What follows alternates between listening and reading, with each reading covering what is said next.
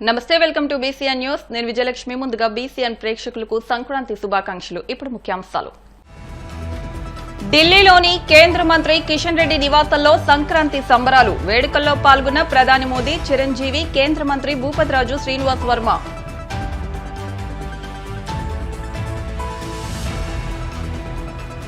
తిరుపతి జిల్లాలో సీఎం చంద్రబాబు పర్యటన. నారావారిపల్లెలో పలు అభివృద్ధి పనులకు శంకుస్థాపన.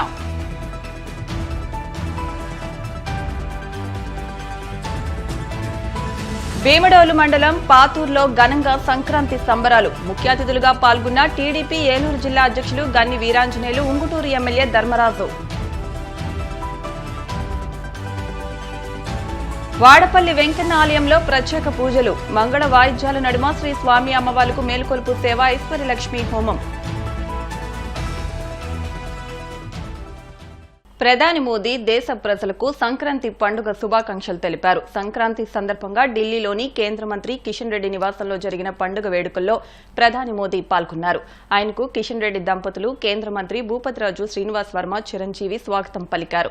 వేద పండితుల మంత్రోచ్చరణ మధ్య సాంప్రదాయబద్దంగా తులసికోటకు మోదీ పూజ చేసి భోగిమంట వెలిగించారు. గంగిరెద్దుకు ఆహారం అందించి గంగిరెద్దుల వారికి సాంప్రదాయ వస్త్రాలను బహుకరించారు. ఈ సందర్భంగా సంక్రాంతికి సంబంధించిన పలు సాంస్కృతిక కార్యక్రమాలను ఆయన తిలకించారు.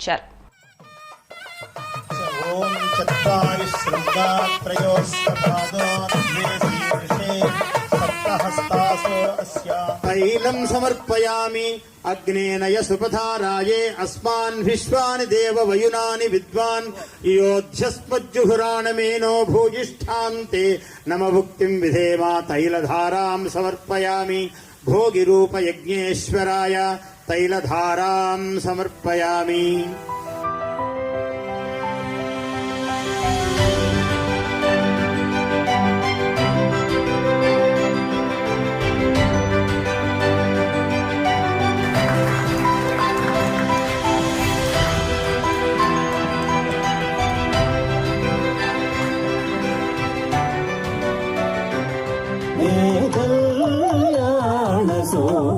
సంక్రాంతి సంబర నిరచను పల్లెకాంతి చని పైరుల మానేల తల్లి పసిడి పంటలను మాకు సగినది. పచ్చని పైరుల మానేల తల్లి పసిడి పంటలను మాకు సగినది. రైతే రాజై కష్టే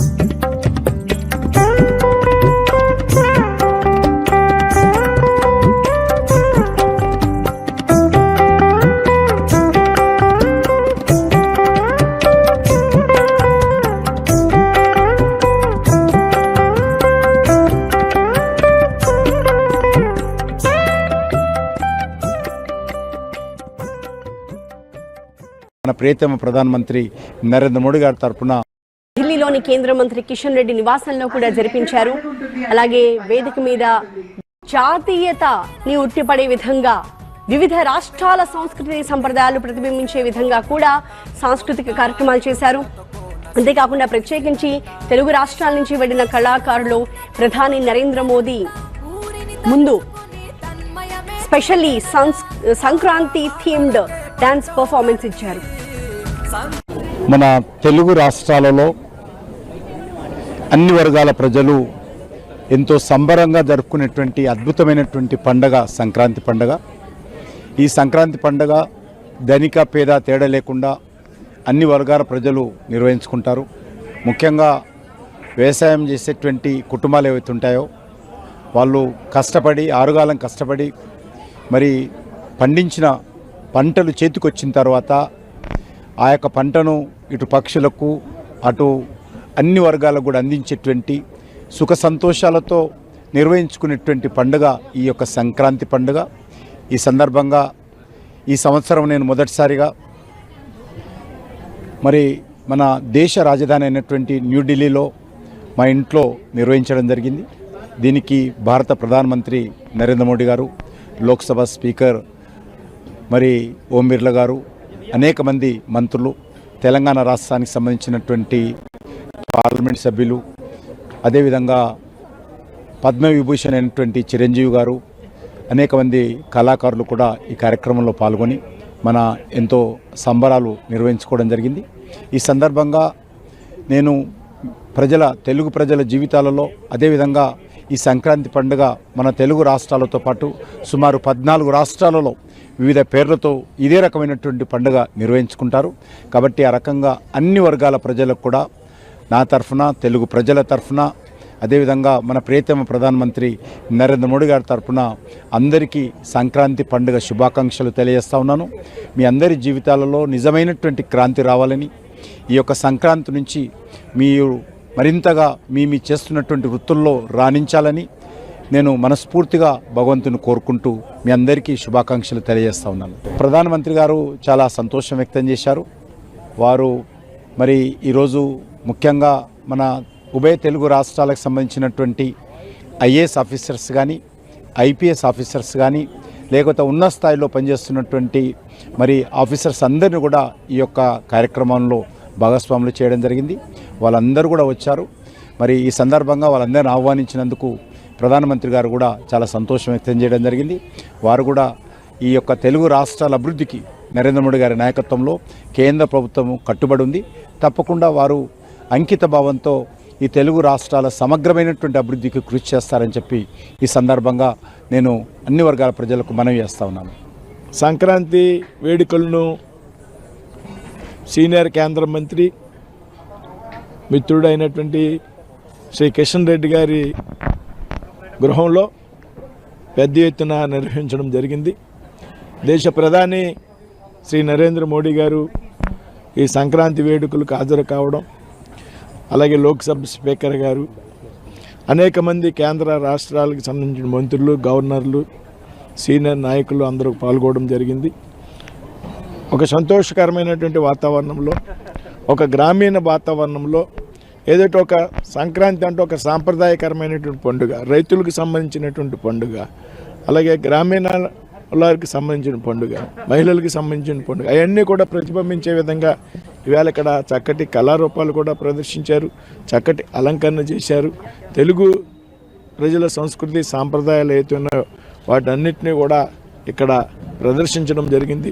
ముఖ్యంగా మాకైతే కేంద్ర మంత్రిగా నేను నియమించబడ్డాక తొలి సంక్రాంతి వేడుకలు ఇంత పెద్ద ఎత్తున తెలుగు వ్యక్తి అయినటువంటి కిషన్ రెడ్డి గారి ఇంట్లో నిర్వహించడం, దానికి ప్రధానితో సహా లోక్సభ స్పీకర్తో సహా అనేక మంది ప్రముఖులు హాజరవడం మాకైతే చాలా సంతోషంగా ఉంది.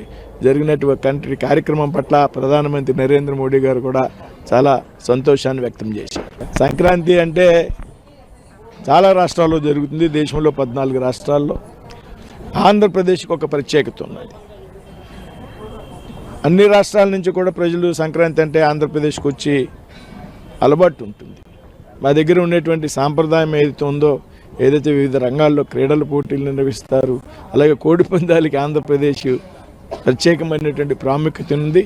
అదేవిధంగా ఇక్కడ కోడి పుంజులను కూడా అలంకరణ చేయడం జరిగింది. అదేవిధంగా గంగిరెద్దులు, హరిదాసు, అలాగే కోలాటం, అలాగే టోపీదాస్ అని ఉంటాడు, ఇదే సంక్రాంతికి గొబ్బెళ్ళు ప్రదర్శించడం, ఇలాగ అంత పెద్ద ఎత్తున ఏదైతే ఆంధ్రప్రదేశ్లో జరుగుతుందో ఆ రకమైనటువంటి ఏర్పాటుని ఇక్కడ వేళ నిర్వహించడం జరిగింది. సీఎం చంద్రబాబు తిరుపతి జిల్లా నారావారిపల్లెలో పర్యటిస్తున్నారు. పలు అభివృద్ది పనులకు శంకుస్థాపన చేశారు. 2 కోట్లతో రంగంపేటలో రహదారుల నిర్మాణానికి శంకుస్థాపన చేశారు. నారావారిపల్లెలో 3 కోట్లతో విద్యుత్ ఉపకేంద్రం నిర్మాణానికి శంకుస్థాపన చేశారు. మహిళా సంఘాలకు చౌక నాణ్యమైన నిత్యావసరాల చేరవేతకు మాజీ మార్ట్ సంస్థతో ఒప్పందం చేసుకున్నారు. దీని ద్వారా ఆన్లైన్లో బుక్ చేసుకున్న మహిళా సంఘాలకు సరుకులు అందనున్నాయి. నారావారిపల్లెలో మహిళలకు చంద్రబాబు ఎలక్ట్రిక్ ఆటోలు పంపిణీ చేశారు. అంగన్వాడీ కేంద్రాల్లోని పిల్లల్లో ఐక్యూ పెరుగుదలకు కేర్ అండ్ గ్రో సంస్థతో ఒప్పందం చేసుకున్నారు. కోనసీమ తిరుమలగా వర్ధిల్లుతున్న వాడపల్లి శ్రీ వెంకటేశ్వర స్వామి ఆలయంలో మంగళవారం ప్రత్యేక పూజలు వైభవంగా నిర్వహించారు. మంగళ వాయిద్యాల నడుమ శ్రీ స్వామి అమ్మవార్లకు మేల్కొలుపు సేవను నిర్వహించిన అనంతరం ఐశ్వర్యలక్ష్మి హోమాన్ని జరిపించారు. అర్చకులు శ్రీ స్వామి అమ్మవార్ల వసంత మండపంలో అష్టోత్తర పూజలు నిర్వహించగా ప్రత్యేక అలంకరణలో ఉన్న స్వామిని దర్శించుకుని భక్తులు తరించిపోయారు.